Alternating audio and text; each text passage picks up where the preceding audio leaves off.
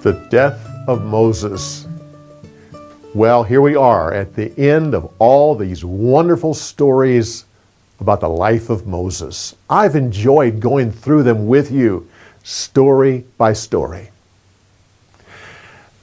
As you look at this situation, you have Moses and Joshua, right now, right between the two. God gave Israel these two leaders that oversaw all the tribes of Israel. After Joshua dies, the people will be in the land, and the tribes will act independent of one another with judges that come along. And this will be true until the time when the kings rule over them. Why did God give these two men to this nation at this crucial time? Well, with Moses, he was the lawgiver. That's what the people needed. They needed someone to instruct them, give them the law, and then tell them how they could live by it. They had been slaves, and they had overseers that made sure they did what they were supposed to do. Now they needed to have the laws in their heart so they could live with God.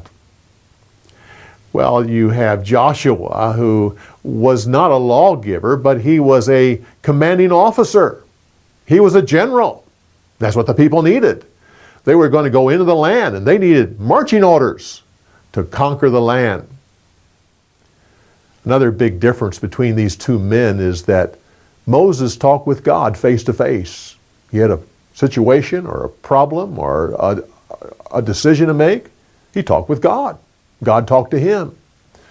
But with Joshua, God says to Moses, tell Joshua that if he has a problem, go talk to the high priest. And the high priest will give him advice. One of the things that Moses told Joshua to do when he got into the land at the appropriate time is go to the area of Shechem. And there would be Mount Gerizim and Mount Ebal. And they were to rewrite the law of God there and make one of the mountains, Mount Gerizim, the mountain of blessing, and the other one, the mount of curses. In the valley between those two mountains is a well. It was dug by Jacob himself. Years later, Jesus would sit on that well and talk to the Samaritan woman. Well, when the time came for Moses to go die, he had to leave the plain of Moab and go up Mount Nebo. That was not just a short little trip. I mean, the plain where they were at is about 2,500 feet below sea level. He had to climb out of that and then go on top of a mountain which is about 2,700 feet above sea level. I've been there, and it's a beautiful place. You can't see all of Israel like what the scripture says. So God had to work a miracle so that Moses could see the entire land. As you're standing there looking out over the Jordan Valley, and the Dead Sea's off to one side and Jericho's off the other, right straight across is another mountain range actually, but right there is Mount Moriah.